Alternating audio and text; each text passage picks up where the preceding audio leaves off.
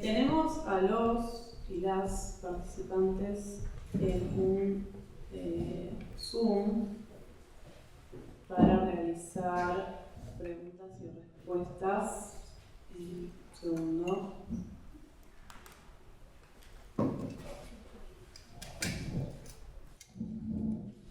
A ver, ahí. Debería que están todos sin cámaras si quieren habilitar sus cámaras así. No te escucho.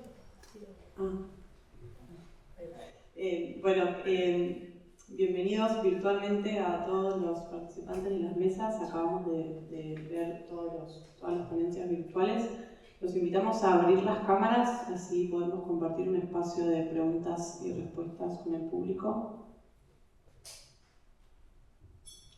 Hola. Bueno, como no tenemos tanto tiempo, prefiero empezar por preguntar si alguien que está acá en la sala quiere hacer alguna pregunta, romper el hielo. Veo mano levantada. Hola, ¿qué tal? Buenos días a todos y muchas gracias por participar, aunque estén lejos, están acá también. Bueno, yo tendría en realidad por lo menos una o dos preguntas para cada ponente, pero no voy a acaparar todo el tiempo y voy a hacer una pregunta para Clarice y Vivian, que están ahí, que bueno, tuve el placer de conocer a Clarice ya hace algunos años en San Pablo. Y me interesaba preguntarles sobre el proyecto del Brazilian Film and Video Preservation Project. Dos preguntas. La primera es si un poco por el recorte temporal, que es hasta el 84, si esto tiene alguna razón y si están pensando en extenderlo en el tiempo. ¿No están escuchando? Hay que abrir el audio ahí. Bueno. Un segundo. Dale.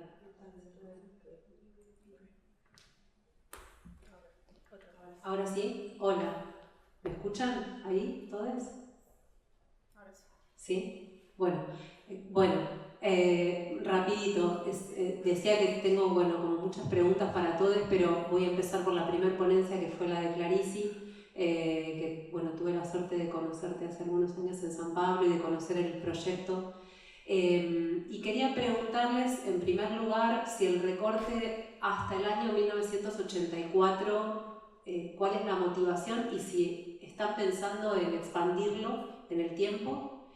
Y por otro lado, preguntarles cómo es el acceso a las obras, si de repente la parcería con Electronic Arts Intermix o con Video Brasil tiene pensado alguna forma de distribución, de activación o de cuáles son las formas de acceso que van a tener esas películas que están preservando y que es un proyecto maravilloso. Gracias.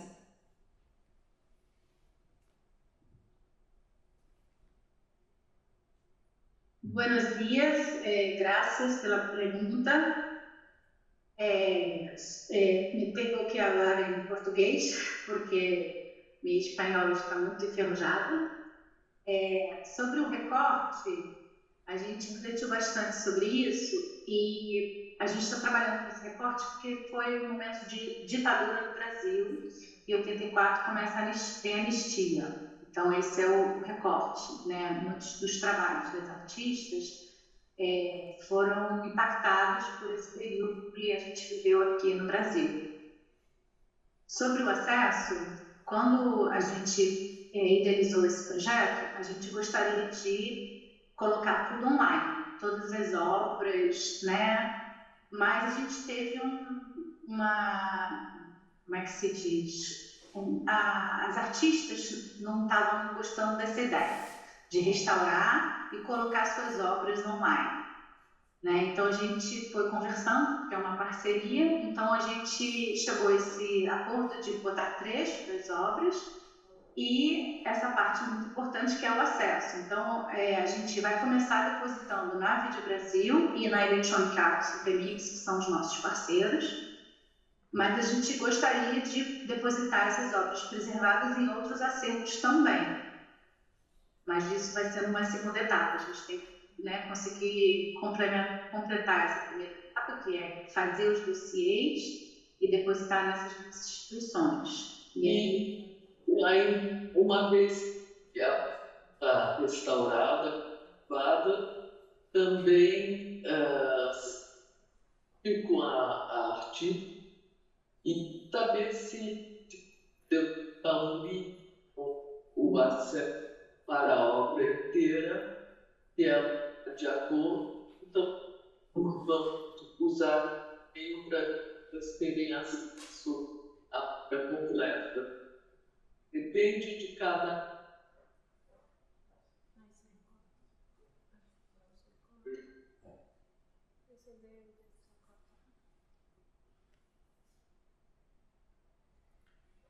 Bueno, ¿a la pregunta o...?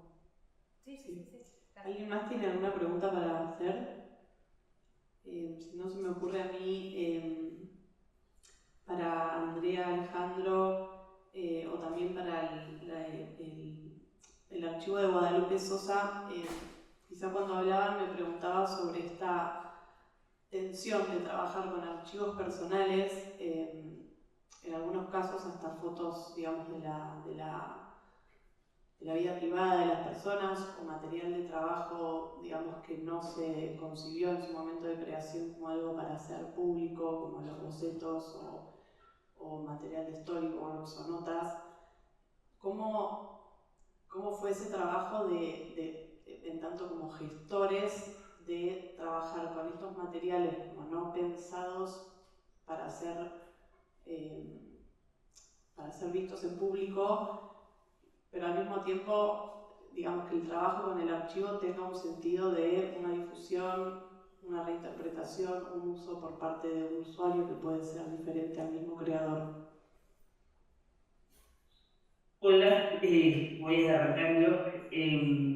Sí, justamente como para mí era como muy importante esta pregunta. Y entonces, al principio, o sea, por ejemplo, como que hay todavía muchas personas que sobreviven del proceso de penalización de la homosexualidad, que es reciente. Lamentablemente, quienes fallecieron más son las compañeras trans, por las situaciones estructurales, ¿no? Pero hubo un momento en que yo decidí, por ejemplo, hay mucho del archivo que no se muestra, o sea, como el archivo gigante. Por ejemplo, había una compañera que ella, de alguna u otra manera, era como su duelo, creo yo, siempre fotografiaba a las compañeras en la morgue. Esto es una cantidad ingente de fotos de las compañeras en la morgue, a veces en condiciones bien cruentas, pero por ejemplo ese está restaurado, está guardado, pero nunca lo muestro. O sea, ni a mis amigas cercanas, me parece innecesario. También hay, por ejemplo, toda una sección como de desnudos, y tampoco me parece que soy yo quien tiene que tomar la decisión de mostrar el cuerpo de la compañera. Por ejemplo, había como un par de compañeros que sí estaban vivos y yo me dije, sí, muestra, que me veo bellísima. Entonces, un poco así ha sido como el tratamiento, ¿no? Con quienes están como hablar, ¿no? Es como igual todo el tiempo estoy como en contacto con ellas, ¿no? Y porque hay momentos en que dicen, ya no que yo te había dado esto, ya pasó esto y ya no me interesa que esté más, a lo mejor quiero que lo tengas, pero no quiero que acceda a nadie más, o no quiero que se vea, ¿no? Y yo también creo que eso es como parte también de la volatilidad de los archivos incidentes, es decir, no todo el tiempo tiene que ser tal cual. Hay archivos que llegan y que hay, a veces, por ejemplo, me dicen como, te lo dejo por un año, luego al año devuélvemelo, y así, y entonces creo que sobre todo ha sido como una mirada desde la ética de pensar, por ejemplo, cuando ponía como fotos que tenían que ver con compañeros que ya no estaban. Yo decía, a ver, aquí está en una situación en la cual se está divirtiendo, está en una situación en la cual también hay una huella de ella en la cual no está simplemente o luchando, o no está sufriendo, o no está en la calle, o no está ejerciendo un trabajo sexual, que es un trabajo, pero igual cuando son condiciones a las que te obligan es diferente. Entonces también por ahí siempre he pensado como la categoría de la celebración, entonces como que esté en lo cotidiano, también hay un cotidiano, porque siempre había un imaginario de compañías trans casi que eran como una especie de animales fantásticos de la noche que solo están haciendo como acciones espectaculares y como que nunca hacen cosas cotidianas, entonces también por ahí iba. Bueno, en ese caso entonces fue un consenso con cada uno y también una negociación, digamos, no tiene por qué haber una postura definitiva y a perpetuidad sobre la cesión de las imágenes al archivo, ¿no?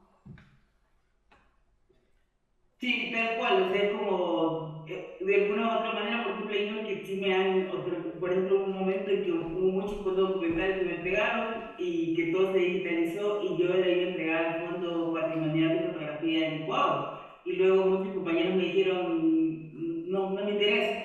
Y entonces tuve que retirar como la petición porque era como que me decían, no, no me interesa si el Estado todavía no hace nada por reparar todo lo que pasó en los 80. ¿Por qué yo quiero estar en un archivo del Estado? Y dije, sí, ¿verdad? Pues que la compañera no quiere estar, yo tampoco, entonces eso fue cuando dijimos, capaz apliquemos, quizá había un fondo pequeño nacional y igual que aplicamos para montarlo de la web, para irles a buscar, porque además agarró la pandemia, y cuando fue la pandemia fue un caso fulminante para el archivo, porque las compañías morían una tras otra, o sea, cada 2 semanas, cada 3 semanas, y era así como que llegó un momento que dije, no me va a quedar ninguna viva, y para mí también era importante que ellas me cuenten qué era el archivo, no qué era el proceso para ellos. Buenísimo. ¿Y en el caso de Guadalupe? Hola a todos, a todas, todes. Saludos desde acá, desde México, que es justo de donde estamos trabajando el archivo de esta cineasta mexicana, que sobre todo, pues en un primer momento la relevancia que consideramos que tiene este archivo es porque justo de una cineasta que ha sido un poco como marginada en el sentido de que perteneció a una generación de mujeres realizadoras de los años 80, en donde se generó un colectivo, Cine Mujer, que ha tenido mucha resonancia últimamente en estos años, pero hemos visto que poco se ha hablado de ella, ¿no? Sí de otras mujeres que de algún modo han estado como construyendo una trayectoria en el mundo del cine, desde la gestión, las instituciones, como productoras, directoras, etcétera. Pero en particular esta mujer lo que me ha acompañado incluso a varios proyectos de estas mujeres, pero lo que tiene en particular también es que ha realizado trabajos de cine de animación y que justo por ahí anda mi colega Samuel, que ha estado dándole seguimiento desde un inicio, yo después me incorporé ya al proyecto, está planteando que de hecho es la primera cineasta, bueno, realizadora de cine de animación en México y quizás en América Latina, ¿no? Entonces como que hay algunas hipótesis que vamos lanzando, que todavía no nos atrevemos como a decir tal cual que es así, pero hay una gran relevancia en el sentido del cine como medio artístico, ¿no? Entonces, creo que en ese sentido es como un gran punto de partida. Ahora, la experiencia con su archivo ha sido pues divertida y conflictiva al mismo tiempo, porque yo soy historiadora, ¿no? Entonces, más mi lado ha sido desde la consulta de la investigación desde afuera y en algún momento participé en algún archivo y acervo antiguo de documentación bibliográfica y hemerográfica y entonces más o menos tareas de conservación y preservación, pero pues de documentos, libros, periódicos que están en el marco de la institución, ¿no? Están resguardados desde ahí y nunca con una cineasta que no está viva, entonces es pues divertido en el sentido de que pues hay como una serie de cruces como sobre todo desde el valor de donde se está construyendo el archivo, ¿no? Porque el valor que le otorga a ella, además del artístico, pues obviamente es personal y es curioso porque al principio me acuerdo que cuando nos mostraba sus materiales, pues ella como que nos mostraba las fotografías y las movía y las tocaba y yo sentía como ahí una sensación extraña de no, las fotografías no se tocan así, ¿no? Hay que tener como ya ese cuidado, ¿no? Entonces yo muy desde la parte ya técnica, académica, como que yo brincaba, pero también entendía esta cuestión de la manipulación con algo muy familiar y que te pertenece, ¿no? Entonces creo que han sido como varios pasos interesantes en donde ella en algún momento no le otorgaba ese valor que desde acá le estamos otorgando, ¿no? Entonces creo que para ella también ha sido un recorrido interesante en donde ella está redimensionando lo que significa este archivo desde el valor artístico propiamente y lo que implica más una colección familiar, que eso también ponemos en discusión, ¿qué es el archivo? si es una colección o es un acervo, ¿no? Como estas palabritas que de repente las podemos usar de manera indistinta, y que también es construir una definición, porque las definiciones luego pueden ser algo determinantes, y no quisiéramos encerrarlo en eso. Pues ahí estamos, ¿no? Más o menos. Y a la par también creo que ha sido interesante ver cómo se puede como ir enriqueciendo el archivo al generar otro tipo de fuentes, ¿no? Porque estamos también entrevistando, generando registro audiovisual, es como un proyecto que va creciendo, y eso, ¿no? Que el archivo no se corta en un momento nada más allí. Claro, es importante la clasificación, los cortes históricos, no sé, pero justo la idea es como abrir esas... como esos marcos o criterios de lo que implica un archivo en términos, digamos, institucionales y desde la archivística más tradicional. En fin, vamos aprendiendo también cosas desde ahí, porque yo no soy especialista en archivística, sino que tenemos compañeras que también nos están ayudando en esa parte, y hemos tenido también discusiones al respecto, ¿no? Entonces, este trabajo como más interdisciplinario ha sido interesante, pero también, digo divertido, pero también ha tenido su desgaste, ¿no? Entonces, pero yo creo que sobre todo esta cuestión de los vínculos afectivos, que por ahí lo mencionamos también en la ponencia, pues ha sido muy toqueante en el buen sentido, de que justo a la cineasta le ha removido muchas cosas, y también le ha generado, o sea, para bien y para mal, como muchas emociones cruzadas, porque también justo va removiendo cosas de capítulos de su trayectoria que están como un poquito más ahí en el lado oscuro, ¿no? En donde ella se ha sentido como poco valorada en su obra, lo que implica ser una cineasta independiente, en donde no hay un recurso, un sueldo, un sindicato y demás. Entonces son muchos temas que siguen todavía muy latentes ahí en la industria cinematográfica, ¿no? Entonces creo que es como muy sintomático que desde ella podamos estar leyendo todo esto. Entonces, creo que, bueno, no sé si respondí a este par de preguntas que lanzaron por ahí, pero creo que sí, esta experiencia de convivir con un archivo personal, en donde además la creadora de este archivo está viva, es padrísimo, porque a mí no me había tocado tal cual, ¿no? Yo sí archivos ya de gente que no existe. Entonces, creo que en ese sentido pues hay que cambiar y replantear los criterios éticos también, ¿no? De qué sí, qué no, porque claro, ella ahora en principio estaba temerosa de soltar los materiales, ¿no? De no, esto no se lo lleven, no, esto sí, no. Y como estamos trabajando en la Ciudad de México y a la par en Querétaro, que es desde donde estamos trabajando en la Universidad Autónoma de Querétaro, le costaba soltar, ¿no?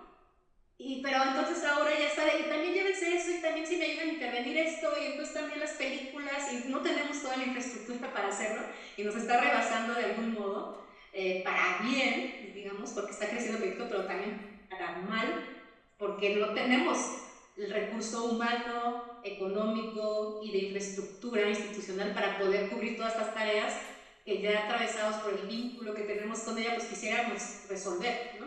Entonces, creo que en ese sentido pues se vienen nuevos retos, y esto puede crecer mucho más, pero también creo que tenemos que tener presente estas limitantes que hay, porque desde el recurso institucional, porque trabajamos con recurso de INCINE, del Instituto Mexicano de Cinematografía, que es la instancia más importante acá en México, y que tienen como este rubro interesante desde 2020 de preservar, de dar un recurso para preservar y conservar archivos, y es algo novedoso acá hasta cierto punto, ¿no? Desde el cine, y a la par recurso también de la universidad en donde trabajamos. Entonces, esos se acaban, ¿no? Entonces, y vamos a ver qué tanto se pueden reactivar y darle continuidad desde quienes estamos dando ese valor, porque no todos necesariamente están en esto, ¿no? En donde estamos compartiendo aquí, en donde estamos dimensionando ese valor a otras instancias, incluso en la misma facultad donde estamos, pues quizás no es tan relevante como para revisar un recurso para ello, ¿no? Pero bueno, dejo hasta aquí mi comentario, porque creo que ya me comí varios minutos. Perfecto. Gracias. Bueno, tenemos una pregunta por ahí atrás. Hola Maite, ¿qué tal? Quería preguntarte cómo fue que ustedes llegaron a las películas de esta realizadora, porque por lo que dicen vienen del campo de la filosofía. Me interesa saber cómo fue que la llegaron a conocer y cómo generaron ese vínculo con ella para que les dé los materiales. Y por otro lado, si se pueden acceder a estas películas, si están digitalizadas, si hay un inventario para ver. Y después por el financiamiento de parte, por ejemplo, de la Cinemateca de México. ¿No ha sido trabajada esta realizadora? Gracias. Ok, gracias por la pregunta y por mostrar este interés. Sí, sobre todo, Blanca, ya abrió cámara mi colega, no sé si él quiere ahorita abordar el tema, porque él es justo quien se topó con esta compañera, la cineasta, porque él es el que se ha estado metiendo más al tema del cine de animación. Yo hasta ahora estoy también metiéndome. Entonces, él es experto en el tema, ya ha ido a festivales de cine y por ahí creo que se topó a esta señora, a Guadalupe Sánchez Sosa, en una de estas, creo que fue una retrospectiva de cine que se hizo en Annecy, donde está este festival en animación, ¿no? Entonces por ahí fue y que empezó a rastrear su obra.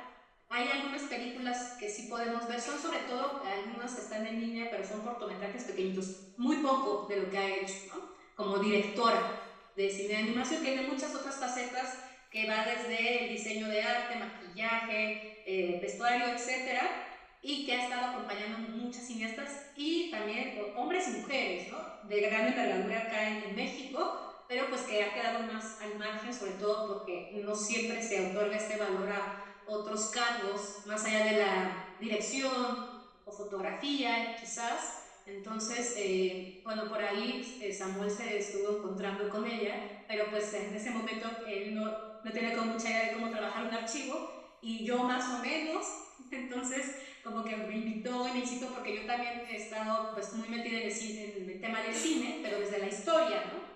Entonces, fue un poco ahí como la compaginación que hicimos e involucramos a otros colegas que sí trabajan más con cuestiones de conservación y preservación, con otra colega que también la idea es montar una exposición y ella tiene más, digamos, herramientas desde la museografía. Entonces esto todavía va para largo, ¿no? O sea, la parte de difusión, pues todavía nos falta proyectar un poquito más a futuro, pero en la parte de difusión también involucramos varios becarios, ¿no? Que nos están ayudando a hacer un registro audiovisual, queremos hacer un video documental. Entonces hay muchas cosas por ahí, ¿no? Entonces esto sí nos ha obligado a hacer que crezca más el equipo, porque en sí un archivo de esta naturaleza pues da para que metan muchos las manos, ¿no? Y un historiador y una historiadora y mi colega que es doctor en estudios latinoamericanos y desde letras, ¿no?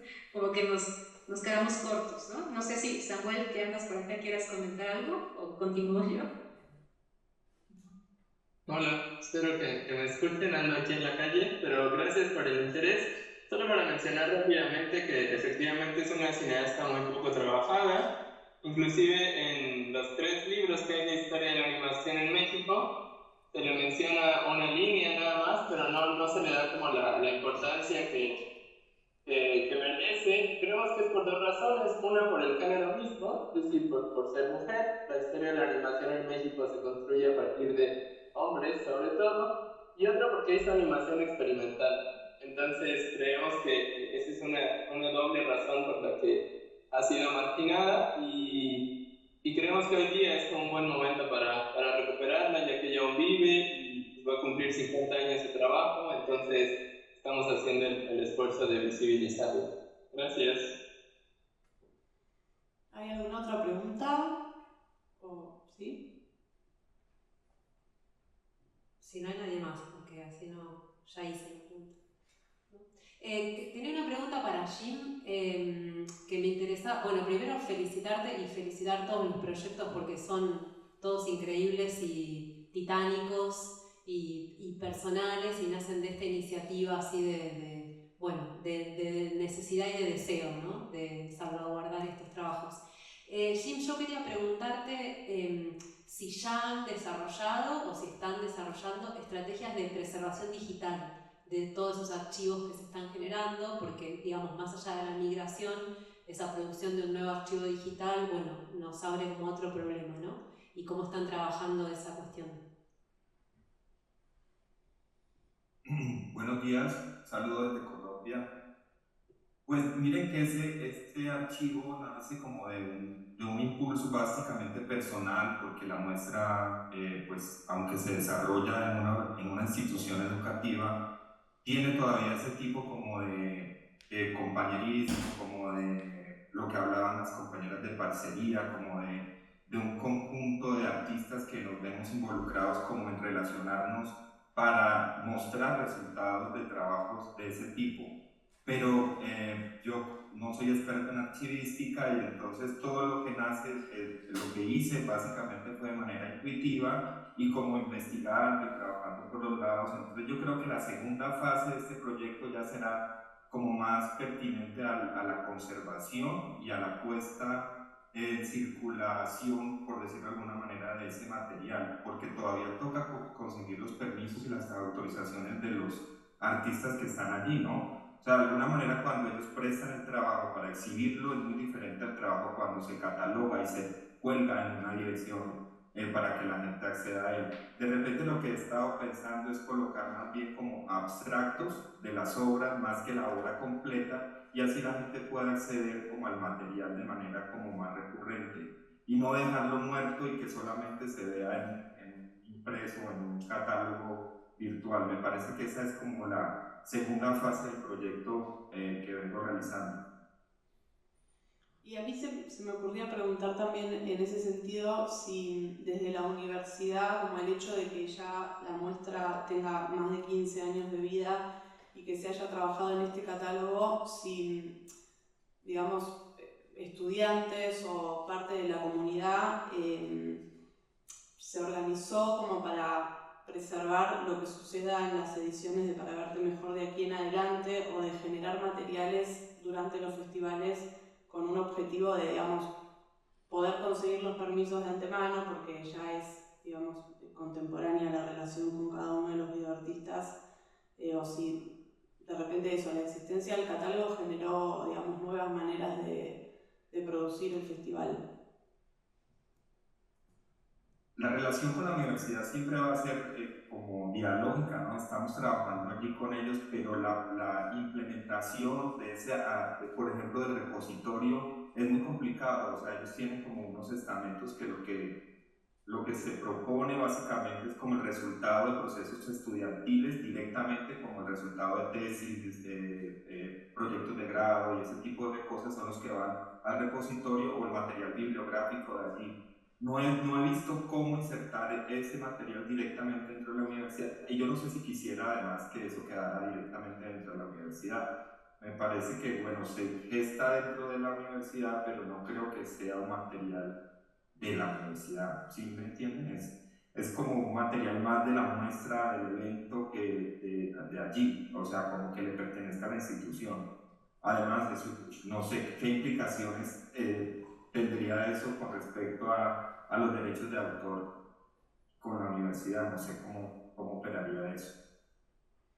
No, quizás tener, digamos, para los artistas a los que sí les interese tener un canal de difusión, poder generar acuerdos para que aquellos que sí quisieran tener el material alojado y digamos, accesible de manera completa, que lo puedan aprovechar.